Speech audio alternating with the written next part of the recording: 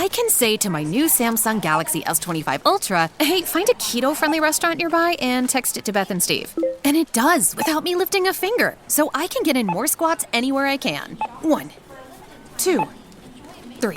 Will that be cash or credit? Credit. 4. Galaxy S25 Ultra, the AI companion that does the heavy lifting so you can do you. Get yours at Samsung.com. Compatible with select apps. Requires Google Gemini account. Results may vary based on input. Check responses for accuracy. Our state is facing an unprecedented housing crisis, and experts say that here in Portland, it's still getting worse. Permits for new constructions have actually dropped in recent years, and everything from tariffs to budget cuts at both the federal and city level could slow down housing production even more.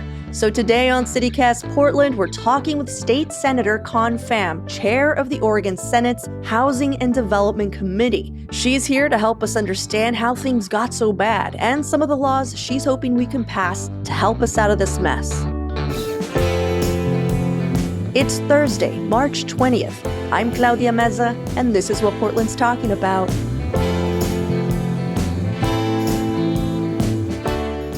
So, in your opinion, why is housing so screwed up in Oregon, even after so much time and money has been spent trying to fix it? Like, for example, Governor Kotek has made fixing housing one of her top priorities and invested roughly, like $1 billion since she took office in 2023. And now she's proposed another $1.4 billion or so in spending in the next 2-year budget. But why does it feel like it's still not working? Yeah, well, we're facing a housing crisis across the state of Oregon and particularly in Portland because for decades, we have not built enough housing to meet the demands. And when we don't have enough housing, it creates cutthroat competition that drives up rent prices, drives up home prices. And so this is a problem that took us decades to create, and it's going to take us some time to get out of. So I am applauding that the governor is bringing this laser focus on housing production, but she recognizes and we recognize that it's going to take some time to dig us out of the hole that we've created. Gotcha. So you're basically saying it's just, we're seeing the effects of something that has been just not going the way it should be for decades and decades. So and now we're turning the corner. And as housing chair, working with the governor, I'm approaching every policy with this North Star of what are the policies that are going to ensure that Oregon gets back on track and builds the homes that we need. Yeah. Well, I can only speak about what I'm seeing in Portland, so I'm not sure how other Oregon cities are faring housing-wise, but is there anything happening at our city level that is making it even harder to develop new housing today? Because I read somewhere that there is nothing slated to be built in 2025. I'm talking about multi-housing hasn't been slated in Portland. And when I read that, I was like, what? So I'm just wondering, what's going on that is stunting Portland's growth? In that area, I mean, is it Trump's tariffs? Is it the city? Because I heard the permit bureau part of the city of Portland, they were thinking of laying people off. And I'm like, well, that's going to hurt. That's going to hurt. Yeah. So what are you seeing? Well, there are a lot of factors that are impeding production. I think one of the things I've heard that is somewhat outside of our control, but I have a bill to address is the high interest rates in this moment. Housing production is very dependent on financing, on loans that developers can get to build housing. And the high interest rates that developers are facing now are up to 15 to 20%. Ooh. And that is making a lot of projects untenable. Things that would have penciled out in past years with lower interest rates are just impossible to make happen now. And so one of the bills that I'm pushing is Senate Bill 684, which is a revolving loan fund that offers lower interest rate construction loans to developers so that they can build mixed income housing. Okay, so let's talk about Senate Bill 684, because it is so hard to find low interest loans, to build these larger projects. And I'm curious, how would that loan program help where, again, the $1 billion the governor's already trying to spend isn't cutting it? Yeah, I mean, the lack of financing is one of the biggest impediments. These exorbitant interest rates are really stopping development. And I think what's really precarious is also these low-income housing tax credits that most affordable housing developments depend on, which are also increasingly uncertain. And so what's exciting about this model with Senate Bill 684 is that It is a new way to finance affordable housing without needing to use existing affordable housing resources and federal tax credits. For example, in Montgomery County, Maryland, which really pioneered this model, they have built 6,000 homes through an initial investment of $100 million. And of those, 30% are permanently affordable. So that's 1,800 homes that are going to be permanently affordable. For only $100 million. For $100 million, yeah. I know that sounds like a lot, but like once you steep yourself in how much we're spending on housing, that seems like nothing. Exactly. And we're building 4,200 of market rate homes, which is also important. So I've been really attracted to the cost effectiveness of that model in a time when increasingly we just don't have enough money to subsidize every single piece of housing. Is it because that $100 million is kind of used as this revolving pot of money that's being lent out over and over again? Exactly. So in a sense, you're creating a bond? Well, it's even faster than a bond because it only takes at most 5 years to get repaid. And then that goes back to be able to fund the next housing project. Cool. Use capitalism, Yeah. Against itself. I think sometimes if this is the system that we're in, we do have to be able to maximize what we can build using our existing systems. So who would qualify for these types of loans? Like, for instance, a daily news podcast host? Well, I think that right now it's open to any entity. We didn't really put restrictions, but I do think there are probably going to be advantages to economies of scale for this. At least in Montgomery County, I did see it was larger projects that were able to pencil because to get to having enough market rate units to subsidize the affordable housing to some extent, it will be larger. But, I am sympathetic to that and I'm committed to continuing to look for bills, just coming from my own experience of wanting to build more housing and really just wanting to build more community. And exactly. Yeah. I do think we need to look at these kind of missing middle housing cottage clusters. And, yes. And we need to be building and allowing people to build smaller homes and smaller lots. And that can be more affordable. And a lot of our existing zoning regulations do prevent people from building that diversity of sizes and costs so that we can meet the needs of Oregonians at all different ages, wages, and stages of life. I'm sure there might be a loose correlation, but it almost felt like the decimation of the middle class was also, it took middle housing with it. Yeah. It's just like these two extremes. Do you make $30,000? We got you. Do you make, over $100,000? We've always got you. But like right in between, Yeah. All right, well, let's take a quick break here. And when we come back, the second housing bill Senator Confam is proposing.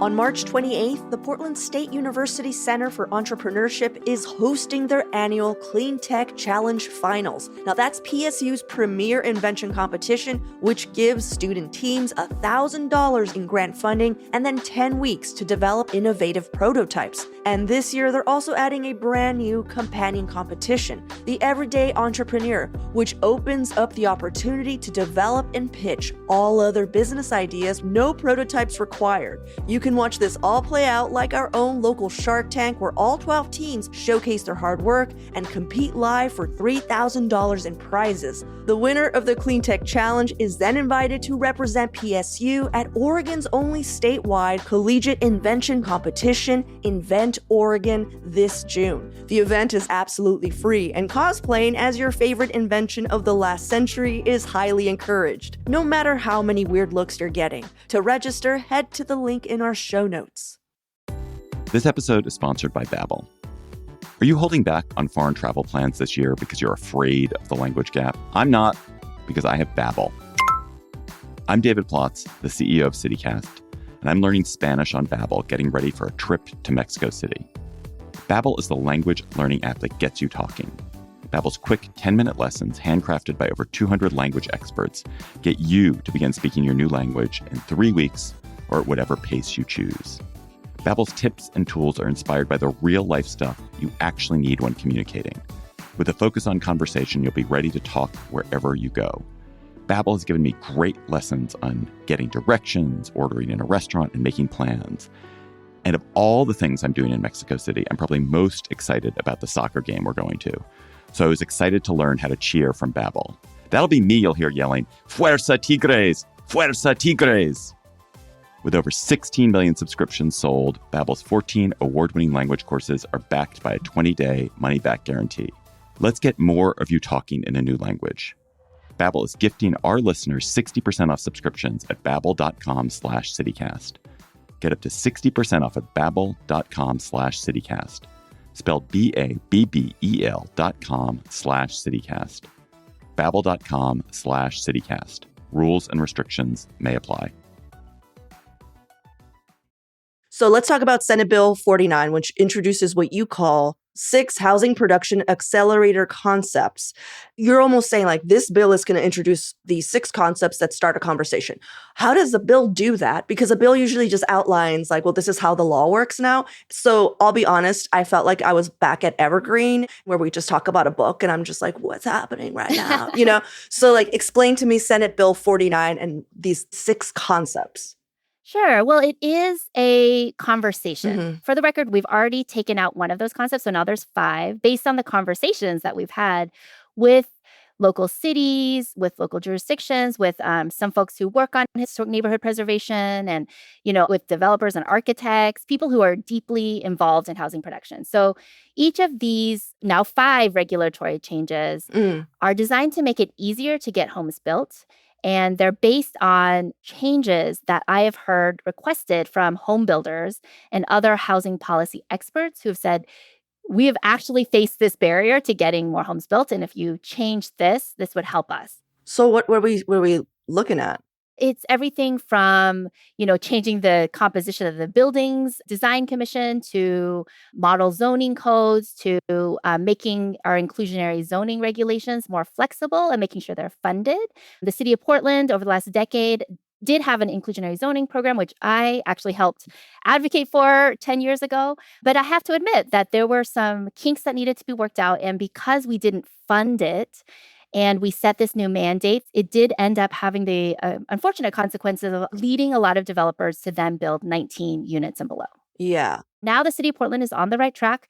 The city of Portland and county are now funding inclusionary zoning, and it is now successful in actually building these mixed income developments as well. Yeah. Just for those who just got lost the moment they heard inclusionary zoning, what that means is that you have to provide lower income housing and market rate. A small percentage, usually around 10%. Yeah. And basically you're saying the way it is now, any developer has to, over a certain unit, give you 10% of that for inclusionary housing. But what you're saying, hey, I think what's better is like let them build whatever and then we'll pay them so they do it. And I think that's a better idea because guess what? Maybe those units will look better. Because right now, like they're not nice.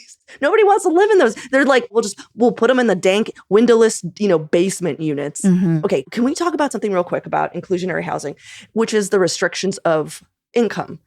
This is something that a few developers have been working in Portland, but it's the restriction of profession. Have you heard? No, I haven't heard that. Okay, think about this. Because if you think about a community, a healthy community, everyone is invested where they live. That is a healthy community. They want the best for their block. Yes. Right? Yes. But the thing that's happening right now in Portland is people are getting priced out. So are our medical assistants, our first responders, our police officers. They live in Clackamas. It's a hassle for them to work in Portland, and they are not even getting paid enough. And so what I'm saying, and this is, again, not a concept I created, wouldn't it be interesting if we started creating housing that was like teachers? Because it's not against actual federal law, because you choose your profession. It's not gender, it's not sex, it's not any of the things that are protected class. Your profession is not a protected class. Yeah. And I think that it would actually enhance a community if just people that are needed in that community get to live there, who are serving that community. I think that's a great concept. I have heard about it, I think, in other places, potentially. I don't know the details. And really, that's what my Senate Bill 684 is designed to address, that more middle income. It's not deeply, deeply affordable, but it's what they call workforce housing for those folks who are just making $60,000, maybe single parent homes, have 2 kids. Like those folks also need to find housing close to where they work. And that's what the revolving loan fund is really designed to kind of protect. And I just love that you're bringing your full lived experience and creativity and innovation into this space, because that's what we're going to need to address this housing crisis. We are in a housing emergency, and we can't just leave it to the same folks who've always come up with the solutions. And so I would really want to just encourage listeners to get engaged. If you have an idea, reach out to your legislator, talk to them about your concept that you would like to see, because that's how all good bills start, is someone has an idea and they bring it to a legislator, or the legislator has it, and we work together with people who are impacted, and then maybe next session we can introduce it, and maybe we'll name it after you. Well, Senator Pham, consider this an official reach out. Will do. John just wrote the Claudia bill. I'm like, no one's going to call it that. That would be embarrassing.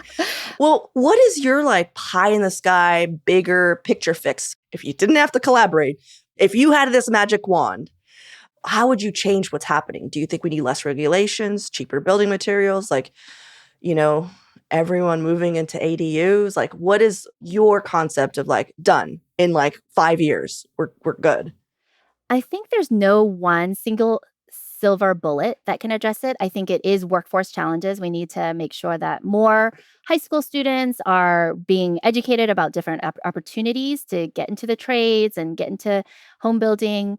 I think it is addressing lower interest rate loans, and I think the state playing a more active role in financing housing production that allows people to not be so dependent on private markets. I think we do have to take a look at some of the zoning and other regulations that are all well-intentioned.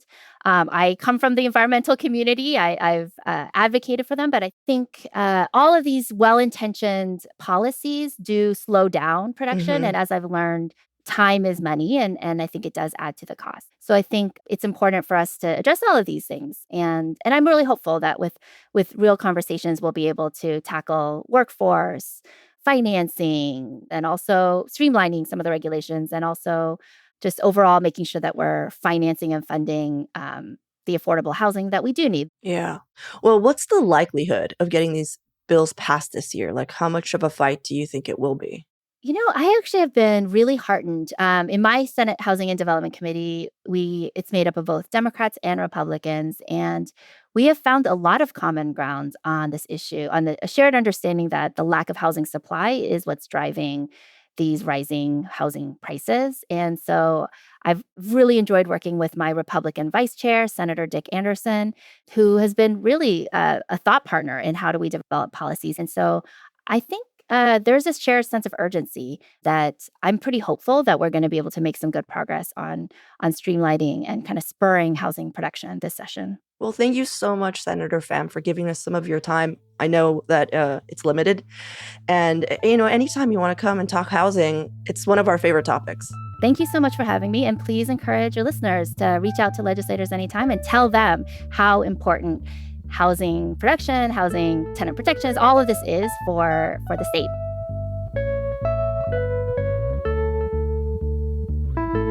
Now for some events happening this week. Every Thursday on the show, we like to bring you a few recommendations to help you plan your weekend, and here's what we got. Okay, you guys, pretty excited about this one. This weekend is the start of the Oregon Coast Spring Whale Watch Week. From the 22nd through the 30th, you have a chance to catch sight of at least one of the estimated 19,260 gray whales expected to swim past our shores this spring. Now, the event will be held at 14 locations along the coastline, from Fort Stevens all the way down to Harris Beach, where trained volunteers and rangers are posted up to help people spot the migrating whales. And if mountains are more your thing, this Saturday is Mount Hood Meadows Spring Brew Fest. From noon to 4 p.m., there's going to be local brewers and a buffet. $19 gets you in, but I think the buffet is extra. Closer to home this Sunday, the Rice Northwest Museum of Rocks and Minerals in Hillsboro is having a Rock and Gem garage sale from 11 a.m. to 3 p.m. $5 gets you entry. And if you want even more local news and events, you can sign up for our daily newsletter, Hey Portland, or head over to our website, portland.citycast.fm/events. We'll throw a link in the show notes.